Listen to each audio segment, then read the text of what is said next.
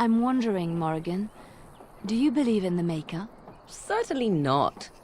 I've no primitive fear of the moon, such that I must place my faith in tales so that I may sleep at night. But this can't all be an accident. Spirits, magic, all these wondrous things around us, both dark and light. You know these things exist. The fact of their existence does not presuppose an intelligent design by some absentee father figure. So it is all random then. A happy coincidence that we are all here. Attempting to impose order over chaos is futile. Nature is, by its very nature, chaotic.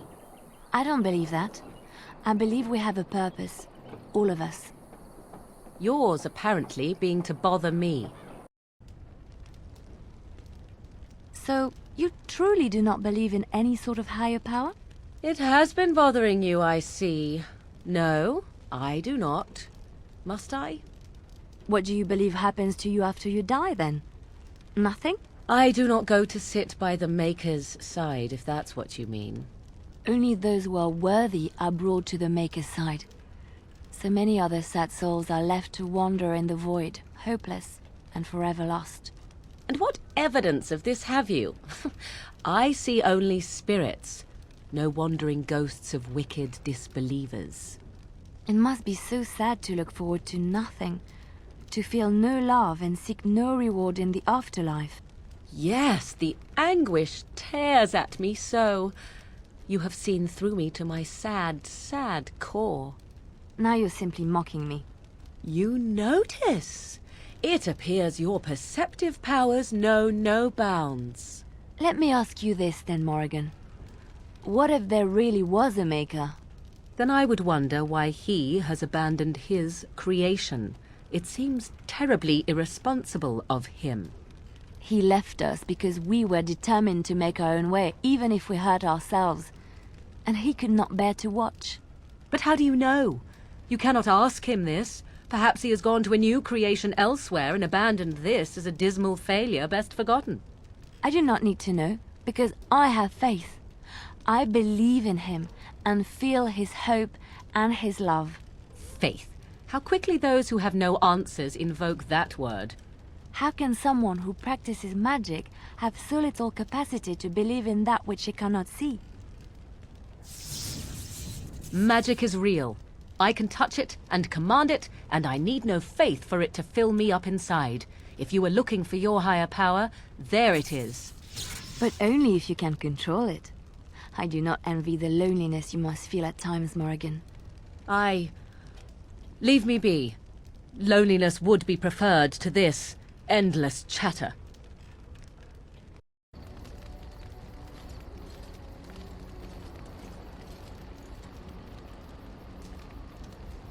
They say your mother is Flemeth, a witch of the Kokari Wilds. They also say that washing your feet in winter makes you catch cold in the head, but we all know that is not true. But sometimes they are right, and they are right in this. You know the stories about... Of course. You think my mother would let me go without telling me all the stories of her youth? My mother told me stories too. She was the one who kindled my love of the old tales and legends.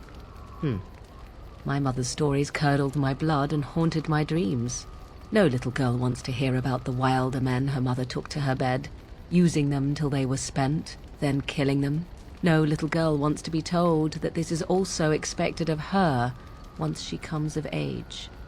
I see. No, you don't.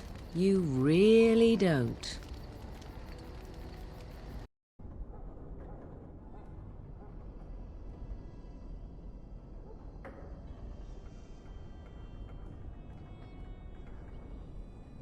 Do you have any tales of the wilds? None of the sort you like. No princesses in tall towers or knights throwing themselves at whole armies. That's not all I like. Do you want tales of the chastened wilders who dwell in the marsh? Do you want to hear of the slow deaths they inflict on their enemies? Perhaps a tale of the poisonous creatures of the wilds that lay their eggs on your skin so their young may eat you alive when hatched? Or a tale of my mother's marsh cuisine? That, in my opinion, is the most terrifying of all my tales. No, I don't want to hear about those things. Then I have no tales for you.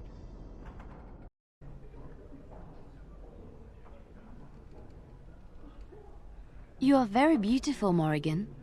Tell me something I do not know.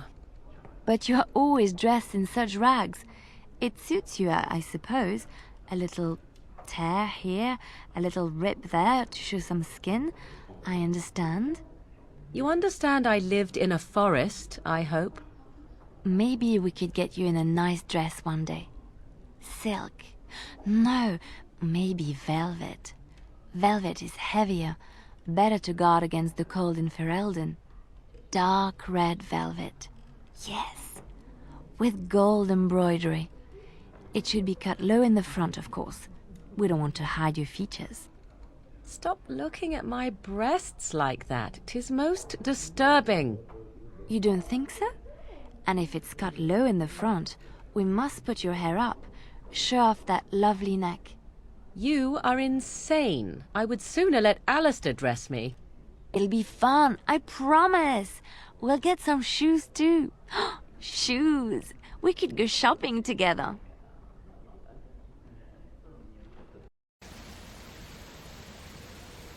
So I see you are quite the little deceiver after all. Finally decided to gloat, have you? It simply suits my view of the Chantry that one of their devoted sisters should turn out to be so full of hypocrisy. There are good people in the Chantry. Many good people who are just there to help others. And apparently at least a few who are simply pretending to be good. At least I was trying to be better than I was. At least I regretted the evil I'd done. Better that than be someone who's never loved anyone or anything, least of all herself. Anything but that. It seems at least you got the self-righteousness down pat. Well done.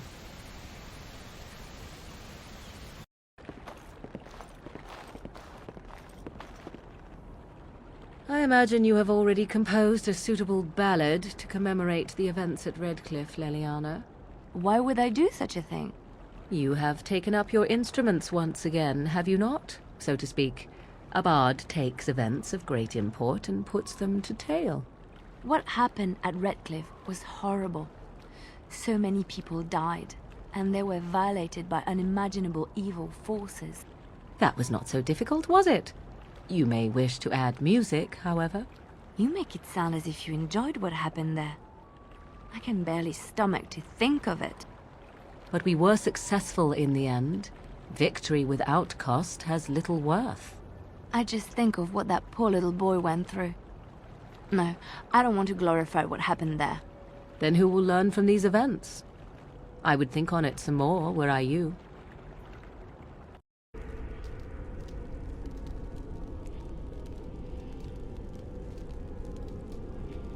I am not fond of sharing. You should know this. I haven't asked to borrow anything of yours. Nor would I lend it if asked. You would be best to desist and find your own. Find my own what? This facade of yours is unconvincing. If 'tis a competition you wish, a competition you shall have. You wild folk are very odd and possessive.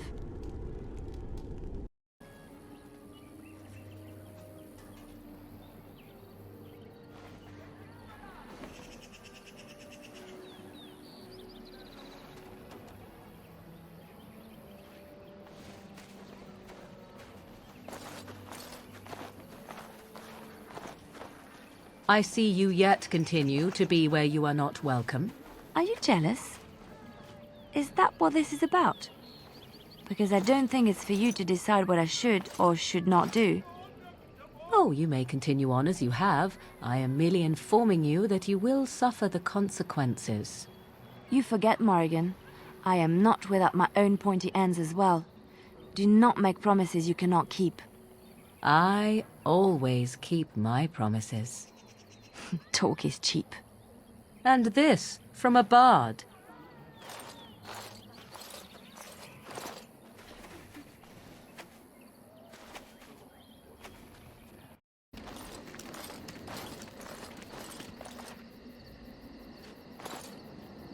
You can't possibly think he will prefer you. Funnily, I was about to say the same thing to you. Oh, and what exactly is it that you believe you have to offer? I don't know. But if we are together, it will be because he wants me and he loves me. These things are real. And yet love grows rotten on the vine so quickly, a sour fruit that offers only a memory of sweetness. What is it worth, truly? Everything. Only a dried-up shell of a person would not know that. We shall see.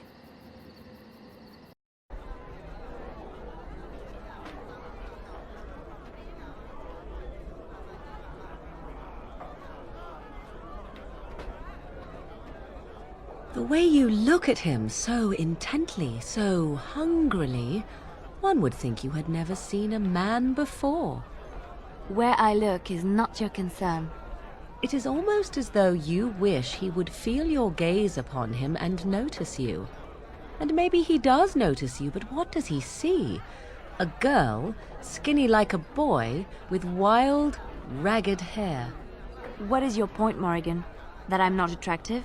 I do not need to make disparaging remarks about other women to make myself feel better. I know who I am. You say that I'm the one who tries to be noticed, when it is you. He has ignored your advances, hasn't he?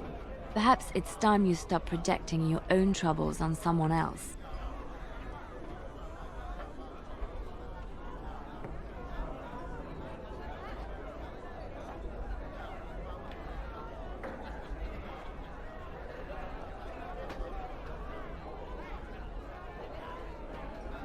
The way you look at him so intently, so hungrily, one would think you had never seen a man before.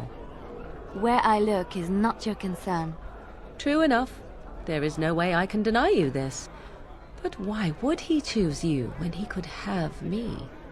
You're confident for a woman raised in a swamp, far from anything remotely resembling civilization.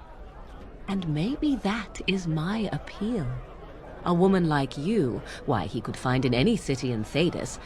You think you are cultured, worldly, powdered, perfumed, you ooze elegance. But what man wants a woman who lies limp beneath him, frozen in place by the thought that she might ruin her hair? So you're saying you're wild and uninhibited. I suppose he must like your shrieking. You sound like a genlock being murdered. A sweet, sweet sound to a Grey Warden. You should try a little harder next time he takes you. I don't think they heard you in the Underfells. Leliana, watch your jealousy or you'll give yourself wrinkles. Get away from me. I shall have to take drastic measures. Resorting to violence. And here I thought you were civilized.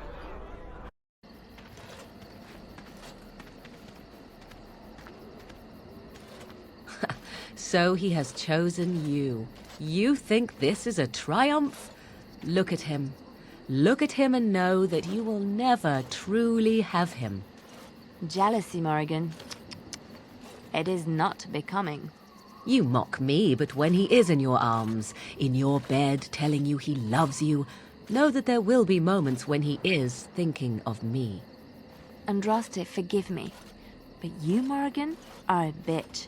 A cruel, cruel bitch. And you will get your comeuppance. Perhaps, but even so, you know in your heart that I am right.